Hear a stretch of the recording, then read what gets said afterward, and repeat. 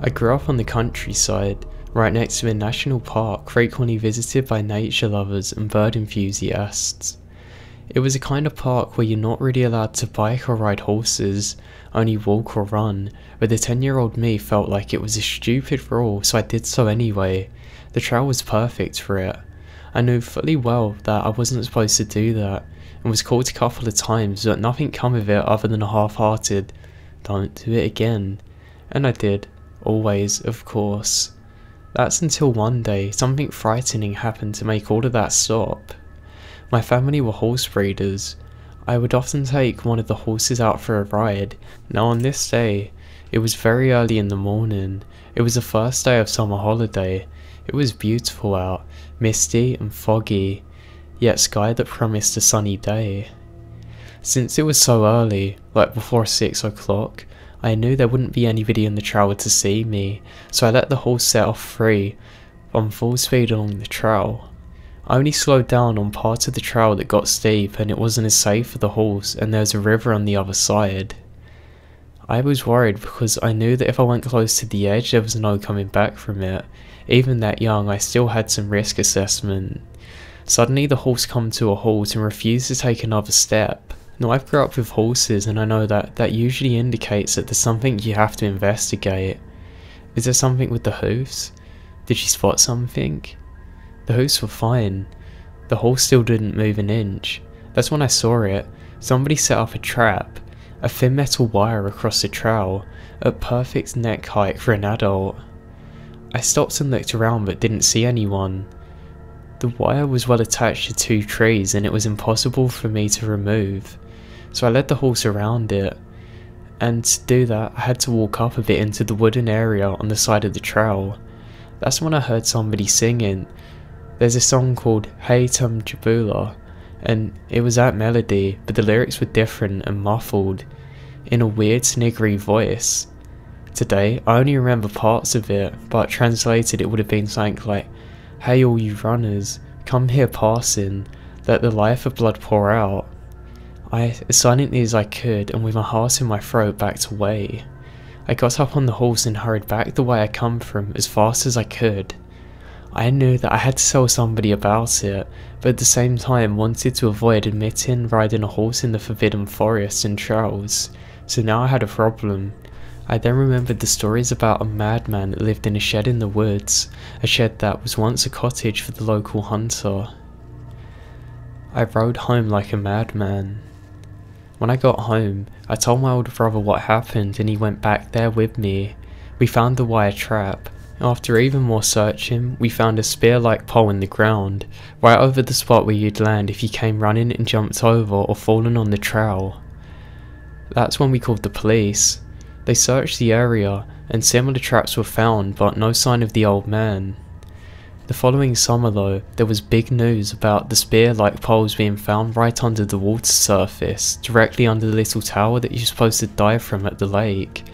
There was also black garbage bags cleverly disguised so if a car went into them, then the car would have to go off the road and straight into the water.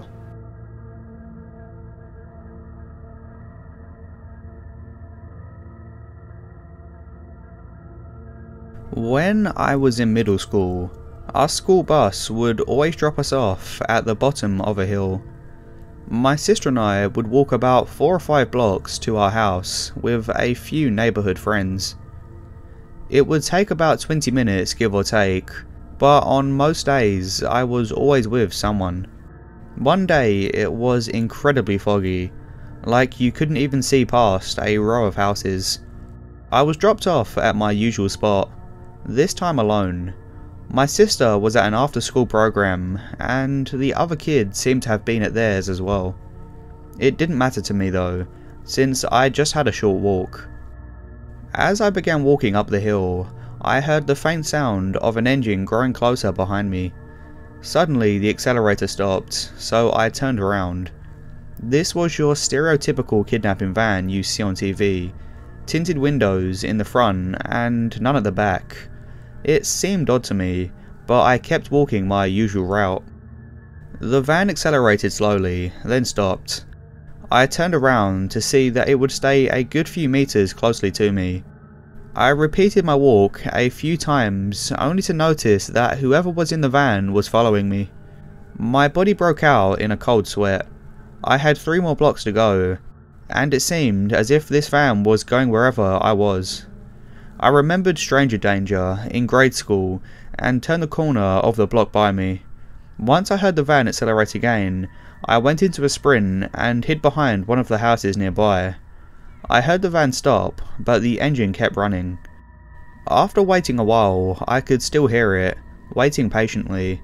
Terrified of being seen, I went through people's backyards until I reached my house. I still remember that moment today, and every so often it gives me chills thinking of what could have happened if I waited any longer. I felt like I was being examined and stalked, this person waiting to run out and grab me. Thankfully, I never saw that white van again, but I feel like I should have said something about it.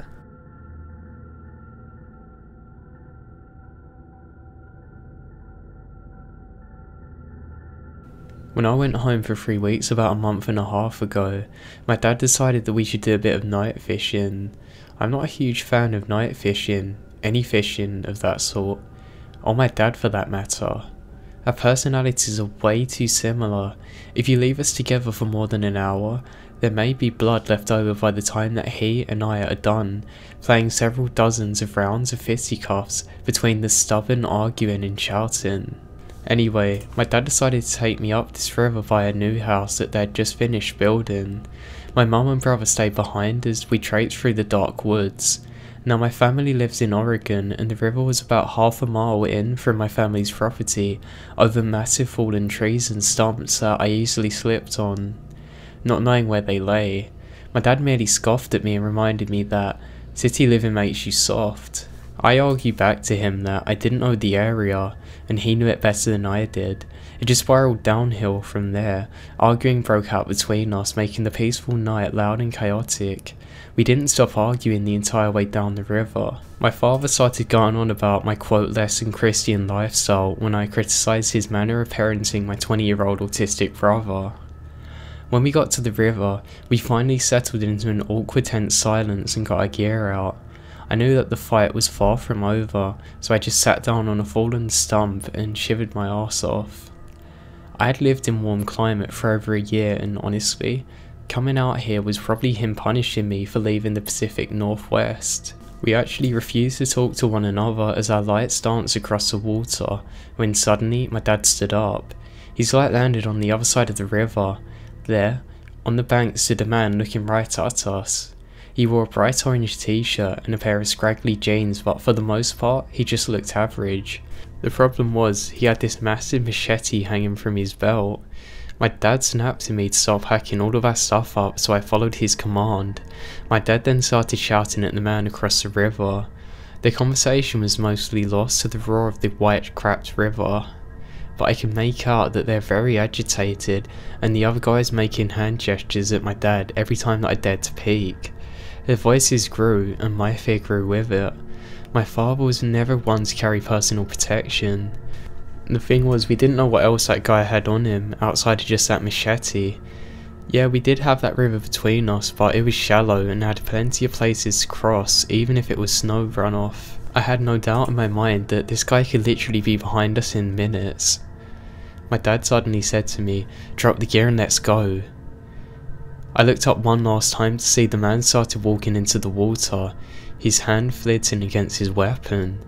My dad put a firm hand on my shoulder and led me back into the woods towards our house. My dad's really into long distance running and marathons. I think that if I wasn't so terrified, I probably wouldn't have been able to keep up. I couldn't hear if this man was coming after us because my heart was beating so loud in my ears, but I followed my dad so closely I almost ran into him multiple times. Finally, we found our road and made a break for my parents' house. As soon as we were through the front door, my dad had the doors locked and kept a vigilant watch out, making sure no crazy man with a machete come up to our house. After what felt like hours, we finally decided that there was no guy wearing orange that was coming from the woods towards us. We then sat down to tell our mum what happened. We avoided the part where we had been arguing and told her everything else. We went to bed without apologising, and I honestly felt horrid. The next day we alerted the police, and my dad and I went out there with the only gun that he owned. We found that our campsite had been destroyed. All of our equipment was ruined. We never saw or heard of the guy again.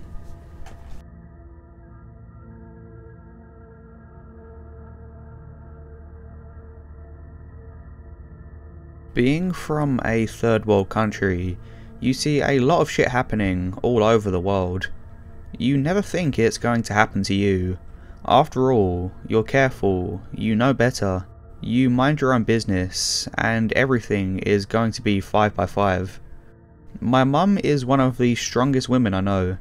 She's one of 15 siblings, which I think toughened her up and made her a woman of strong morals and a no-nonsense attitude.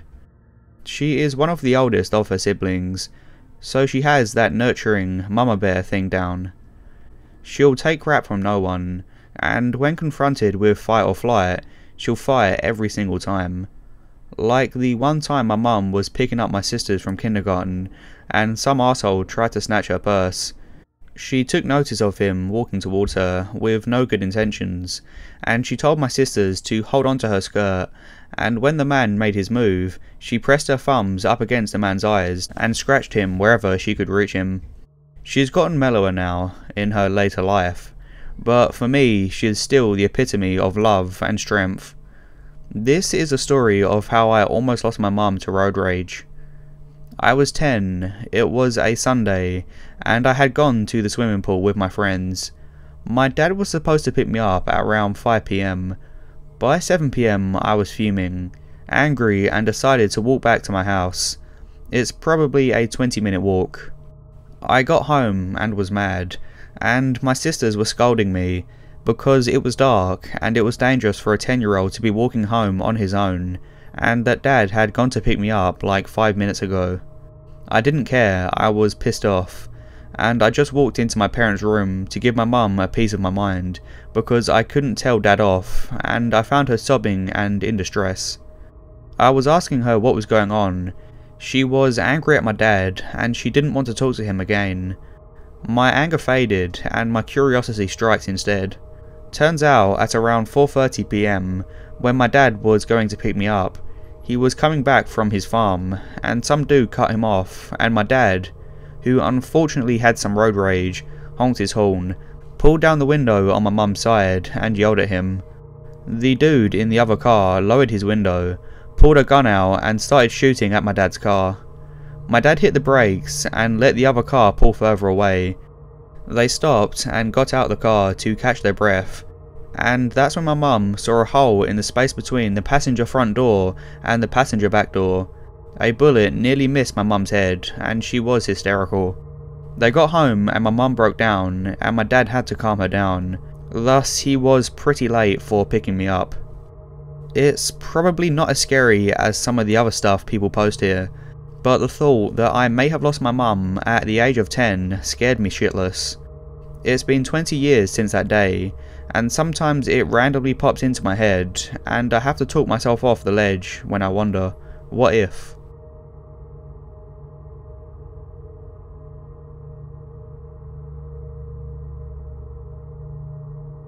This happened about 10 years ago, when I was 17. It was a Friday night and a friend was driving me home from a party. Neither of us had anything to drink, something I should clarify early. We turned into my street at about 11 PM. The street is dead end and in a very bushy area with minimal lighting.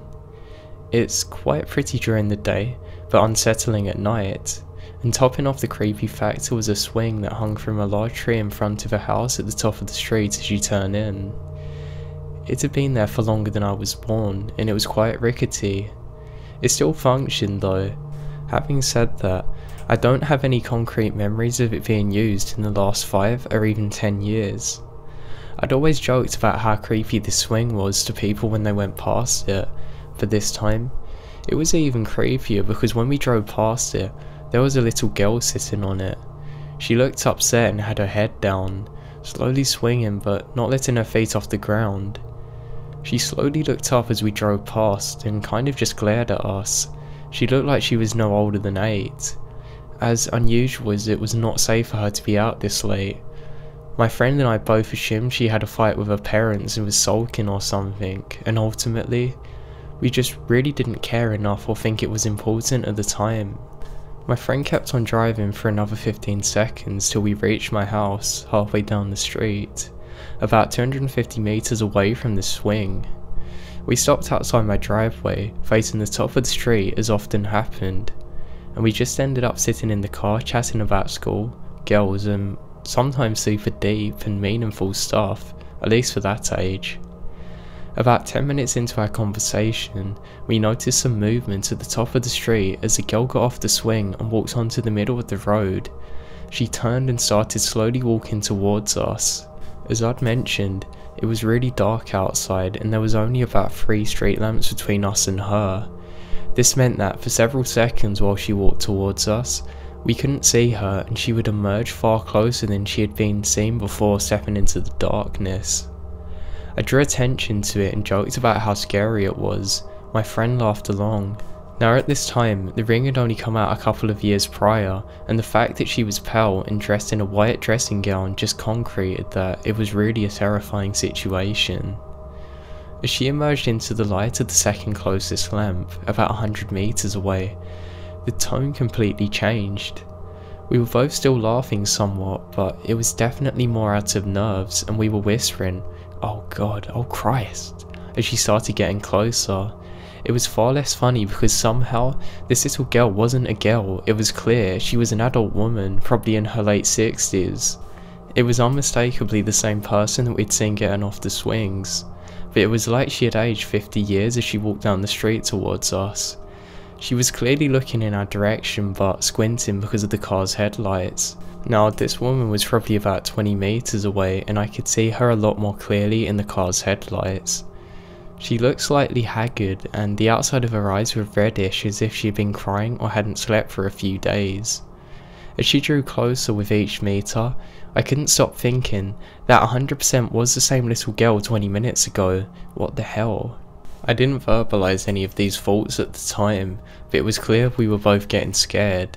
When she is about 5 meters away, my friend turned off the engine, auto-locked the doors and turned off the headlights. We slouched into our seats as the woman slowly came to our direction. She then walked right past the car, mumbling to herself. After about 5 seconds, we sat up again, laughing at the situation and now confident it was just creepy and not dangerous. My friend commented that she was drunk, which I accepted. We continued talking for a few more minutes, but it was clear that we were so unsettled by this that we didn't really want to be there. I didn't look back to see where the woman was, but I knew it was a dead-end street and there was nowhere for the woman to have gone. Now I knew for a fact that she didn't live any of the houses that way, but I hoped that maybe she was just visiting or something. By this stage, my friend and I had shifted in our seats and we're now facing each other. Then suddenly, just like a jump scare in a horror film, I saw the woman quickly emerge from behind my friend's head and stare right at him through the driver's side window. She then cocked her head like she was possessed or something, almost like she was curious at my reaction, and leaned forward till her nose was touching the glass. I couldn't believe what was happening. I shouted out "shit," jumping up and shaking the car. My friend's eyes and mouth were wide open as he slowly turned around, but by then, she stumbled about a meter away from us and we could no longer see her. She was so disturbing to look at. We both sat there in silence wondering where the hell she had gone. We were really confused at this point. After a couple of seconds she appeared again, stumbled off until eventually she was in the gap between us and the first and second street light. Even after waiting about 5 minutes, we never saw her emerge again. We called it a night, me bolting from my friend's car to my house and him speeding off with his doors locked. Since then, I have told very few people about this experience, and I still have no idea what happened to this day. I can't even bring myself to look at that swing anymore. God knows what happened. I don't want to know.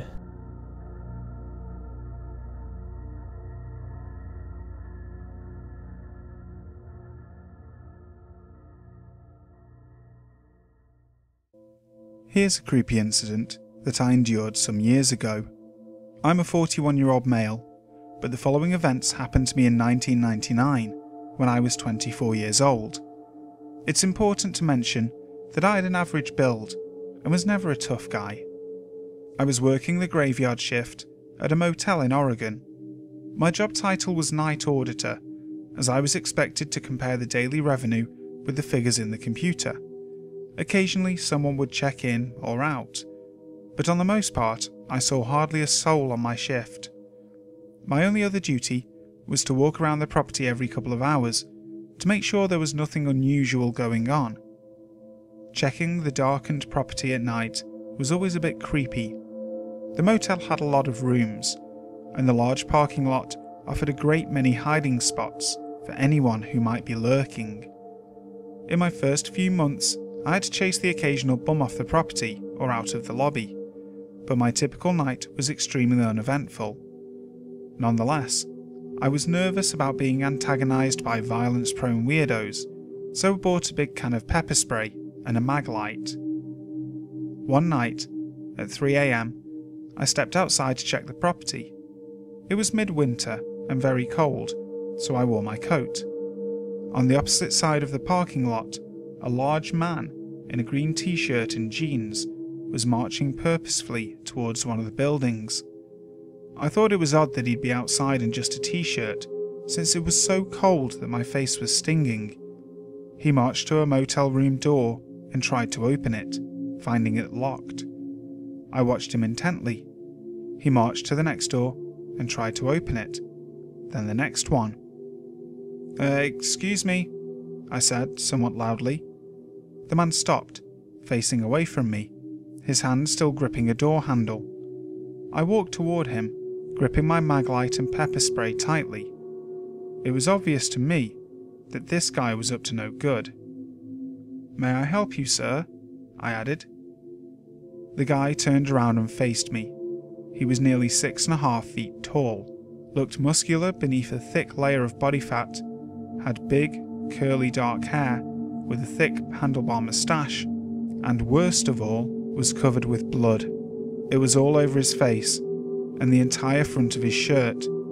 Even his jeans were wet with blood, all around the waist, groin and hips, and his pant legs were streaked with blood right down to the cuffs. Worse yet, he looked at me with a crazed expression. His eyes widened with irrational rage, and his teeth clenched and fully exposed. He looked like a 40-ish escaped con auditioning for the role of Carrie. The sight of this gore-soaked freak made me forget to breathe. He walked toward me with quick, long strides that prompted me to click my maglite on and shine it at him. The light reflected brightly off his face, informing me that blood on it was fresh. He was undaunted by the flashlight and maintained his course. "Sir," I said, "are you a guest at the motel?" He continued toward me.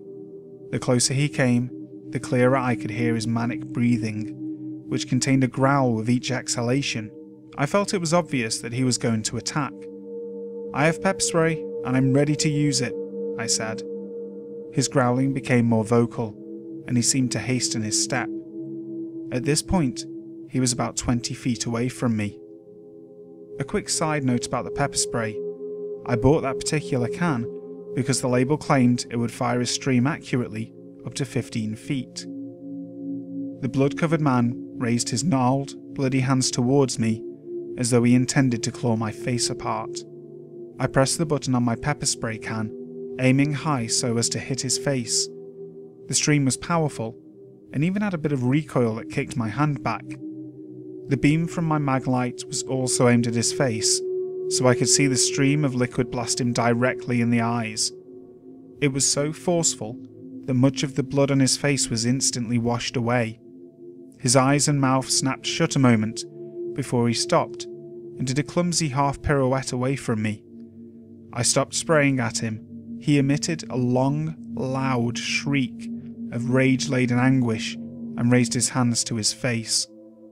"I'm going to call the police," I said. I announced that in case he intended to resume his approach once his pain had subsided. "Don't think this is over," he growled. He turned and faced me with one eye partially open and a large glob of mucus hanging from his nostrils. "You are a dead man," he hissed. He faced the exit of the parking lot and staggered toward it. I rushed into the lobby, locked the big glass doors and called 911. They told me they'd send officers to make a report. The cops arrived minutes later and took my statement. They were particularly interested in when I told them he was covered in blood. They said they might be in touch later on if someone turned up injured or worse. Thankfully, I never heard from them. I don't know if the blood on the whack job was the result of an injury he'd sustained, or if he'd hurt somebody, and I couldn't say if he was legitimately insane or just out of his mind on hard drugs. All I know is that he was too out of sorts to wash or even wipe the blood from his face, so I shudder to imagine what he would have done if an occupied room had been accessible to him, or if he'd managed to get his big, bloody hands on me.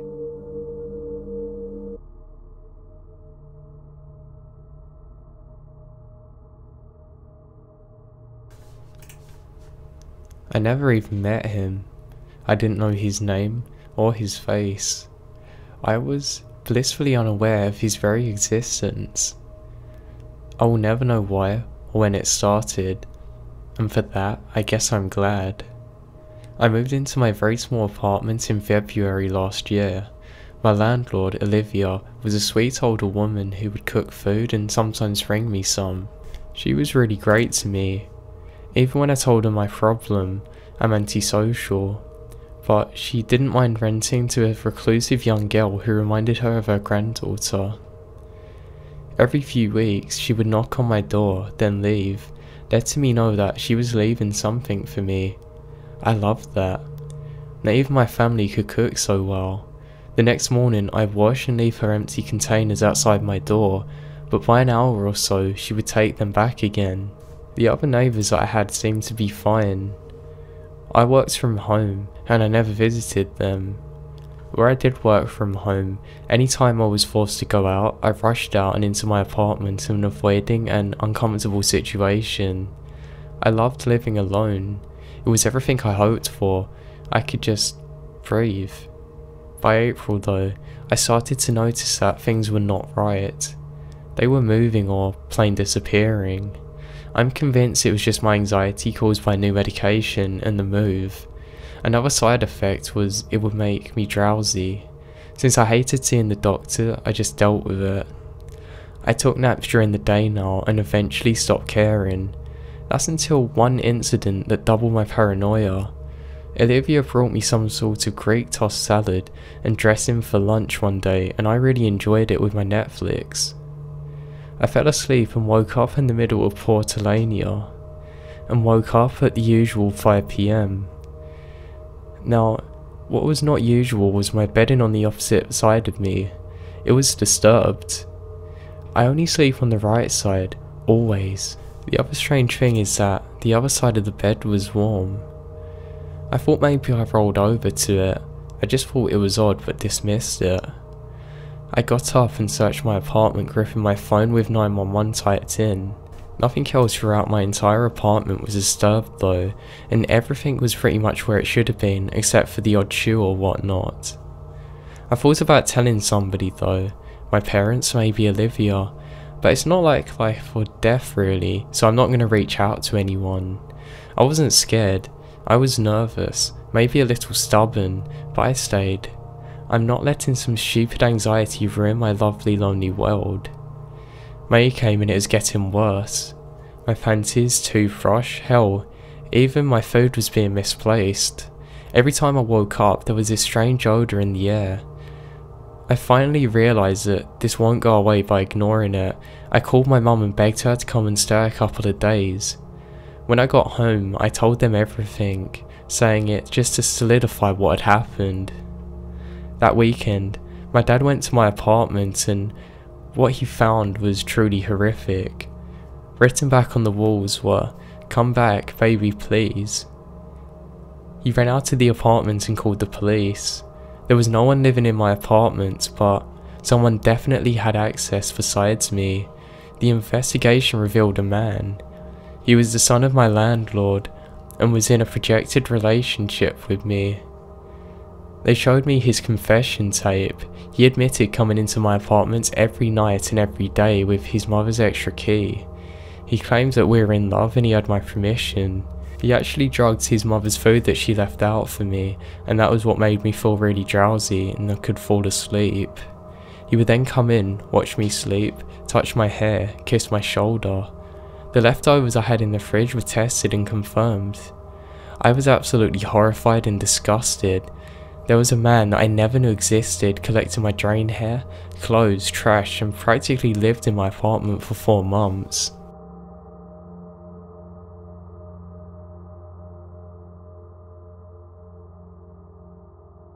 For a little background, I'm a 27-year-old female and I recently just moved into a nice apartment in a safe neighbourhood with my 2 dogs, Charles and Wigwam. Charles is a Corgi German Shepherd mix and is the most loving but overly obnoxious dog, while Wigwam is a Lhasa Apso who is quiet, sweet, and most definitely scared shitless of his own shadow. I've only been in my new place for about a month, and after this experience, I highly doubt I'm going to make it here for the duration of my year-long lease. The way these apartments are set up is that each floor has its own set of doors that lead to 4 apartments and a fire escape door that only opens from the inside. I'm on the back side of the building, which places my patio about 10ish feet from the fire escape stairs. I take my dogs out 3 times a day, and every time I leave my apartment, I put the bar lock on my patio door and lock my front door without fail. About a week ago, we had a snowstorm, and I had cracked my patio door because, well, I love cold weather, and I'm an adult, and if I want to watch the snowfall, then I can do as I please. It was around 11 PM, and I decided that since it was getting late, I should take the dogs out for the night, and since they both hate snow, this would be a quick trip. I go to lock the patio door and decide against it, because I'm on the freaking 5th floor, and I'm only going to be outside for a few minutes. I get the dogs ready, grab my keys, and lock my door as I leave the apartment.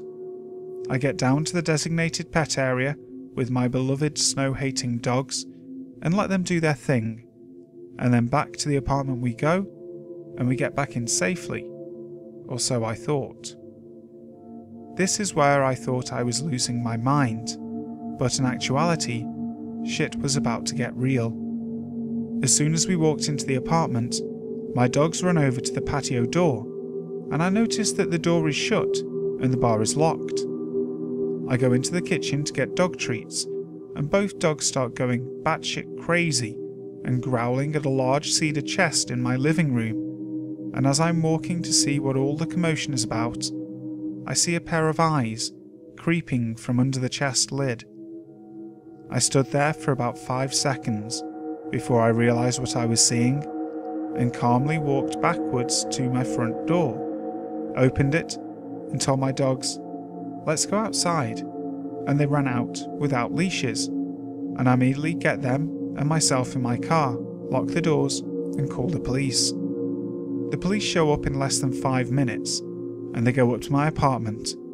After about 20 minutes, 2 officers are dragging a 40-ish year old guy out of my building in cuffs, and the plot thickens.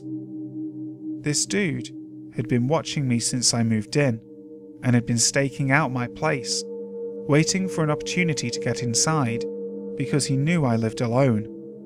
If that's not creepy enough already, he had a fanny pack, since it's still 1990, and he had a pocket knife, needles, ketamine, and a picture of me from the day I moved in. His plan was to sneak in through my patio door, wait for me to fall asleep, and then do God knows what. Needless to say, I didn't sleep for days because I thought he would come back. Luckily, the bastard is still in jail, but I'll never forget those eyes.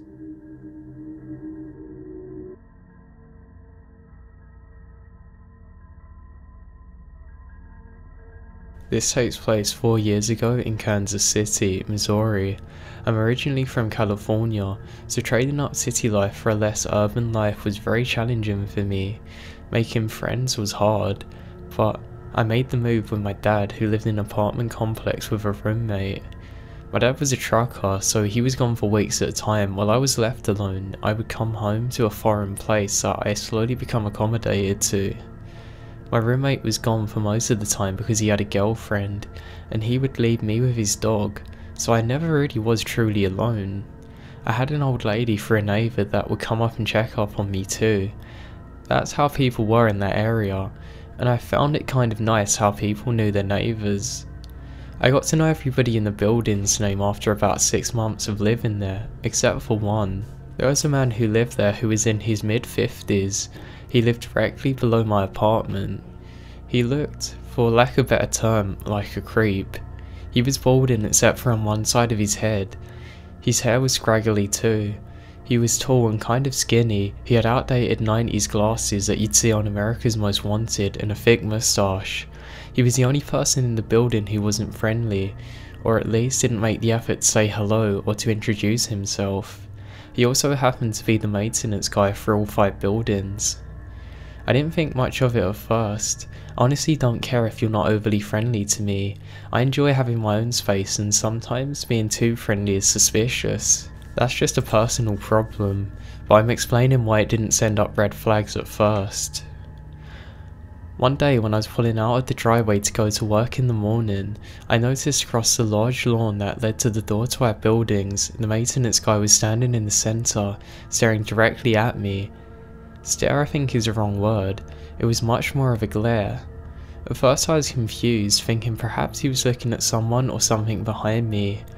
I was the only one there. Although a bit creeped out, I shrugged it off and continued with my day, forgetting all about it. The next day I was over at my neighbour's Claire's apartments, the old lady. She actually happened to bring up the maintenance issue that she had, but she mentioned that she would never ask the maintenance man for anything, and neither should I. I tried to ask her more about what she meant by that, but she ended up being very broad and just something along the lines of, yeah, he's just a creep. Fast forward to the first incident. It was around 2 AM and I was still awake, but only barely, sitting on the couch watching Parks and Rec alone in the apartment. I was starting to drift off into a deep sleep when I heard a soft noise on the front door. Thankfully the show was very low, because I normally don't pick up on noise most of the time.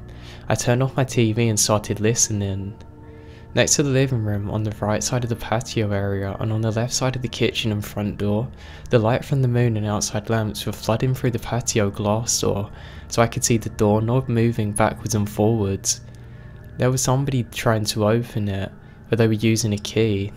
In an instant, the door flung open and I was on my feet. With nowhere to hide at this point, I stood my ground and saw the silhouette step into the kitchen. It was a maintenance guy.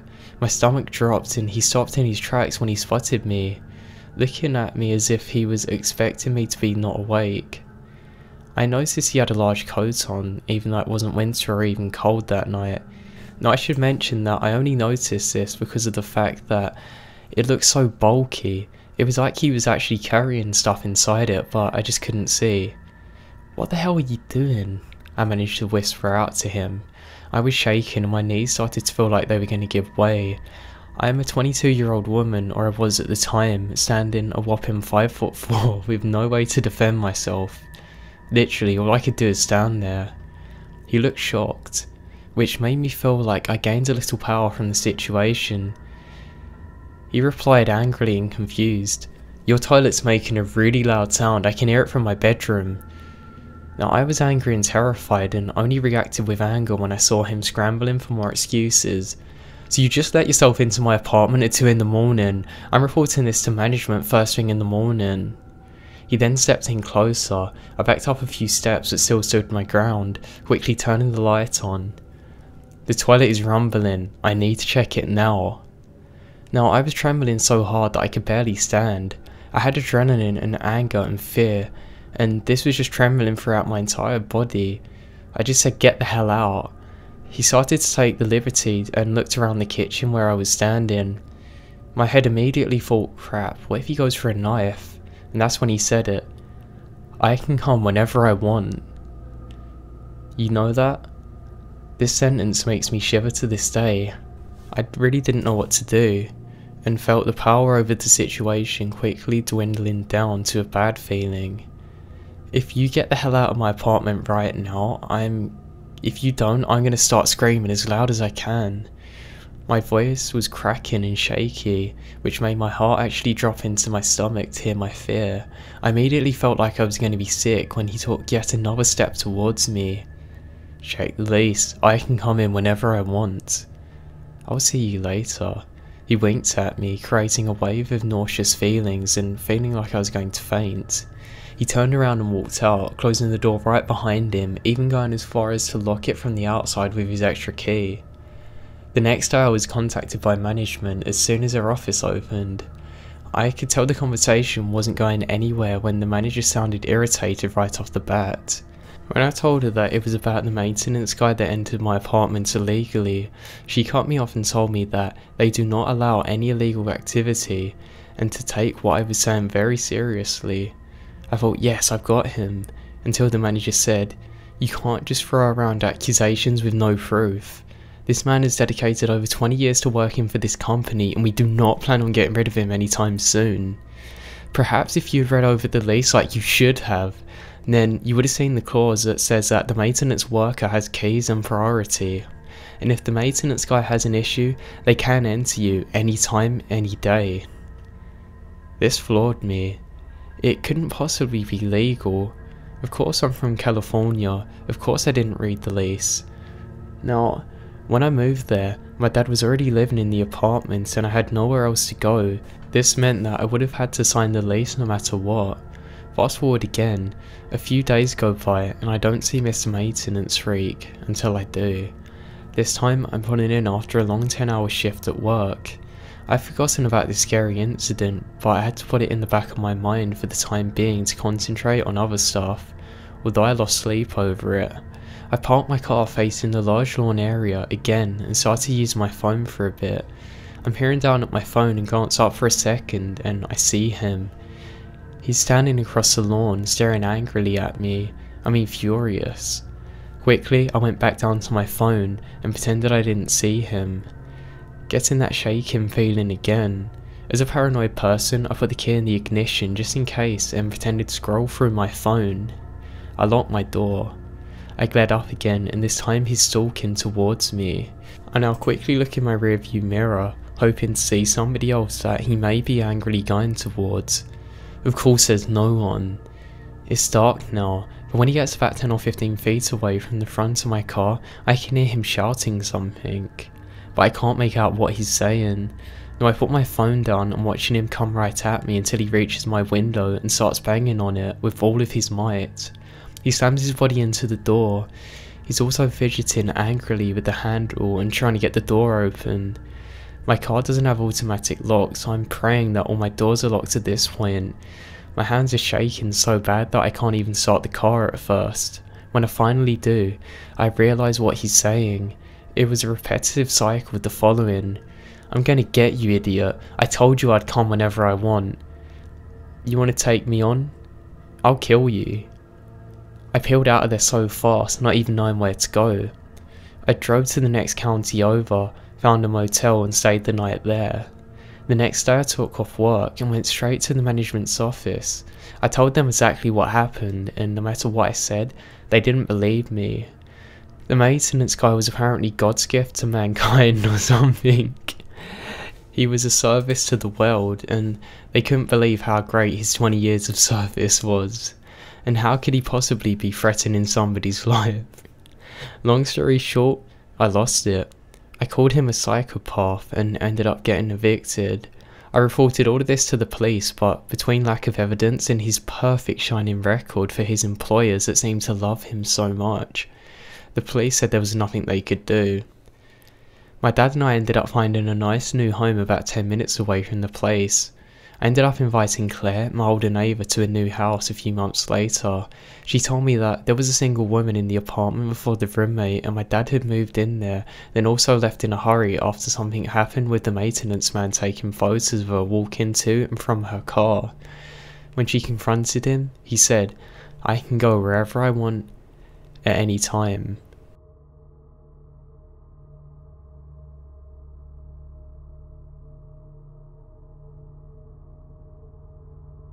I am a 22-year-old female, and at the time of this incident, I was about 16 or 17 years old. Because of what happened, I now never walk anywhere by myself after dark.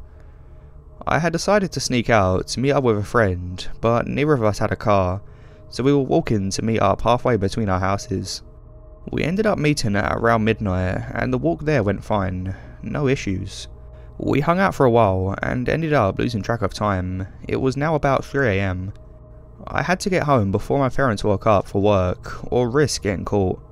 We said our goodbyes and I started on my long walk home. Since it was 3 in the morning, it was basically a ghost town, not a person in sight. I hadn't even seen a single car drive past, so I figured it would be a nice walk home. I was wrong. About 10 minutes into my walk, I hear a car coming up behind me. Nothing alarming about that. As the car passed me, they slammed on their brakes, then cut off all their lights. Immediate red flag. I saw the car turn around the next street ahead, and I knew I would have to pass them to get home. Instead, I ran into a nearby parking lot and hid in the bushes, and pulled out my phone to call my sister, to at the very least let someone know where I was and what was happening, and call 911 if needed. I unlocked my phone, and of course 1%. Then my phone died. As soon as this happened, I started to panic. I waited there for what seemed like forever, and decided to start towards home again. I started walking again, and past the street they turned on, and didn't see any cars. I started to relax until I walked a bit further, and saw the very same car parked in the Burger King parking lot. As they saw me, they started to back out of the parking lot and headed towards me. I bolted across to the other side of the street. Instead of staying on the same road, I ducked into the neighbourhood that would let me go back on the main road, but closer to my house. I got back to the main road and thought I was in the clear, but then, sure enough, the creep was driving towards me, and as soon as he passed me, he made a mad U-turn, so that way he can follow me again, driving slow enough to be directly behind me. Luckily there was another car coming up behind him, so he was forced to speed up. I saw him up ahead going to turn around again. I got this opportunity to lay down in the grass between someone's fence and the sidewalk just out of sight, so any passing cars couldn't see me. After he passed again, I got up and started sprinting towards a neighbourhood that would lead out to another main road that my house is off of. I made it to the main road and was so close to my house, but again I see this car. He passed me and started turning around. I ran across the street and through this field, hopped over my neighbour's fence and cut across my court and ran inside. I had never been so happy to be home. This guy followed me for my entire walk home, and I'm not sure what would have happened if I had just kept walking and ignored all the warning signs, but I know his intentions weren't good. It was by far the scariest thing that's ever happened to me.